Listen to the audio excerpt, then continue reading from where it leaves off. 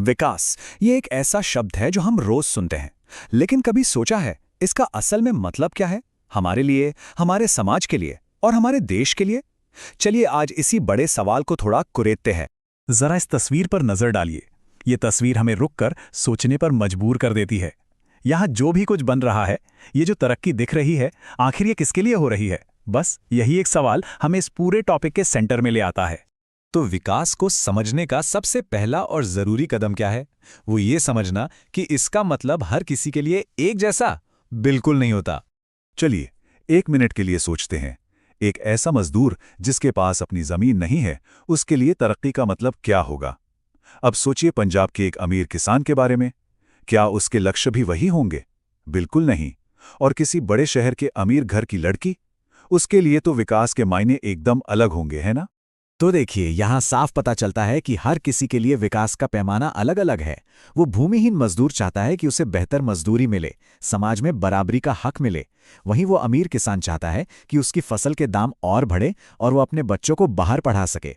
और वो लड़की, वो बस अपने भाई जैसी आज़ादी और मौके चाहती है। तो यहाँ पे सबसे जरूरी बात सामने आती है कि अलग अलग लोगों के लिए विकास के लक्ष्य भी अलग अलग होते हैं। मतलब विकास की कोई एक फिक्स परिभाषा नहीं है। लेकिन सवाल ये उठता है कि जब ये अलग अलग लक्ष्य आपस में टकराते हैं, तब क्या होता है? यहीं से कहानी में एक नया मोड़ आता है। क्या ऐसा हो सकता है कि एक का विकास दूसरे के लिए बर्बादी का सबब बन जाए? बिल्कुल हो सकता है। जो चीज एक के लिए तरक्की है, हो सकता है वो दूसरे के लिए विनाशकारी हो। और असल में विकास की सारी बहस इसी एक लाइन पर आकर टिक जाती है कि कैसे एक ग्रुप की तरक्की दूसरे ग्रुप की पूरी जिंदगी तबाह कर सकती है। एक उदाहरण लेते हैं, बांध का। किसी बड़े इंडस्ट्रियलिस्ट के लिए एक बड़ा सा डैम बिजली का सोर्स है, तरक्की की निशानी है। लेकिन उन आदिवासी लोगों का क्या, जिनका घर, जिनकी जमीनें, सब कुछ उस बांध के पानी में डूब जाता है? उनके लिए ये विकास नहीं, ये तो साफ साफ विनाश है। और ये कहानी सिर्फ गांवों की नहीं है, शहरों में भी तो यही होता है, रोज होता है। बड़ी बड़ी आलीशान इमारतें बनती हैं और बगल की झुग्गियां उजाड़ दी जाती हैं। एक का विकास, दूसरे का घर से बेघर होना। अच्छा, तो क्या विकास का मतलब सिर्फ और सिर्फ पैसा है, ज्यादा इनकम? नहीं, बिल्कुल नहीं। हाँ, इनकम जरूरी है, इसमें कोई शक नहीं। लेकिन जिंदगी में और भी बहुत सी चीजें हैं जो मायने रखती हैं। देखिए, ज्यादा पैसे के अलावा लोग और क्या चाहते हैं? वो चाहते हैं बराबरी का बर्ताव, आजादी, सुरक्षा और दूसरों से इज्जत। कोई भी अपने साथ भेदभाव नहीं चाहता। और ये सारी चीजें, ये वो लक्ष्य हैं जिन्हें सिर्फ पैसे से नहीं खरीदा जा सकता। चलिए एक सिचुएशन सोचते हैं। मान लीजिए 2 जॉब ऑफर्स हैं।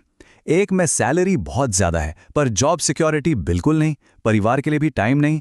दूसरी तरफ एक जॉब है जिसमें सैलरी थोड़ी कम है पर नौकरी पक्की है और माहौल भी सेफ है। ज्यादातर लोग कौन सी जॉब चुनेंगे? जाहिर है दूसरी वाली, क्योंकि सुरक्षा और आजादी जैसी चीजें कई बार पैसे है ज्यादा कीमती हो जाती हैं। ठीक है, तो अभी तक हमने व्यक्तिगत लक्ष्यों की बात की। अब थोड़ा आगे बढ़ते हैं और पूरे देश के विकास के बारे में सोचते हैं, जो कि एक काफी कॉम्प्लेक्स आइडिया है। और यहीं पर सबसे बड़ा सवाल खड़ा होता है, अगर एक देश में रहने वाले लोगों के लक्ष्य ही अलग अलग हैं और कभी-कभी तो एक दूसरे के खिलाफ भी हैं, तो फिर हम कैसे तय करें कि पूरे देश के लिए सही रास्ता क्या है? ये एक बहुत बहुत बड़ी चुनौती है। तो फिर हम इस तरक्की को नापते कैसे हैं? इसके लिए अक्सर देशों की आपस में तुलना की जाती है, उन्हें कंपेयर किया जाता है और इस कंपैरिजन के लिए एक बहुत कॉमन तरीका इस्तेमाल होता है। और वो तरीका है प्रति व्यक्ति आय या पर कैपिटा इनकम। ये है क्या? बहुत सिंपल है।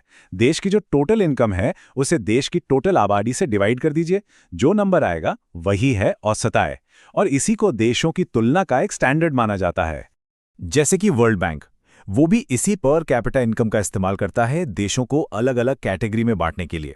जैसे जिन देशों की पर कैपिटा इनकम लगभग 63,400 अमेरिकी डॉलर से ज्यादा है, उन्हें अमीर देश माना जाता है। और भारत इस हिसाब से मिडिल इनकम वाले ग्रुप में आता है। मगर यहाँ एक और सवाल है, क्या ये औसत आय, ये एवरेज इनकम हमें पूरी कहानी बता देती है? इसका जवाब है नहीं, बिल्कुल नहीं। इन 2 देशों को देखिए। मान लीजिए देश ए और देश बी। कमाल की बात यह है कि दोनों की औसत आय, एवरेज इनकम एकदम बराबर है। लेकिन क्या ये दोनों देश एक जैसे हैं? देश ए में देखिए, इनकम लगभग सब में बराबर बंटी हुई है, और देश बी में 4 लोग बहुत ही कम कमा रहे हैं और एक 5वां व्यक्ति बेहिसाब अमीर है।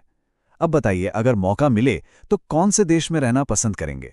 तो इससे क्या पता चलता है कि एवरेज, हाँ, तुलना करने के लिए यूजफुल तो है, लेकिन वो अपने अंदर की असमानताओं को, डिस्पैरिटीज को छिपा लेते हैं। वो हमें ये नहीं बताते कि देश के अंदर पैसा असल में बटा हुआ कैसे है। तो हम कहाँ पहुंचे? हम देख रहे हैं कि विकास को लेकर सबके विचार अलग अलग हैं और कई बार तो एक दूसरे से टकराते भी हैं। और जिन तरीकों से हम इसे नापते हैं उनमें भी कमियां हैं। तो फिर रास्ता क्या है? और यहीं आकर हम इस सबसे बड़े, सबसे जरूरी सवाल पर रुक जाते हैं कि आखिर वो कौन सा रास्ता है जो सबके लिए सही हो, सबके लिए न्यायपूर्ण हो। देखिए, इसका कोई आसान जवाब नहीं है, बिल्कुल नहीं, लेकिन ये एक ऐसा सवाल है जिस पर हम सबको सोचने की जरूरत है कि आखिर हमारे लिए और हम सबके लिए विकास के असली मायने क्या हैं।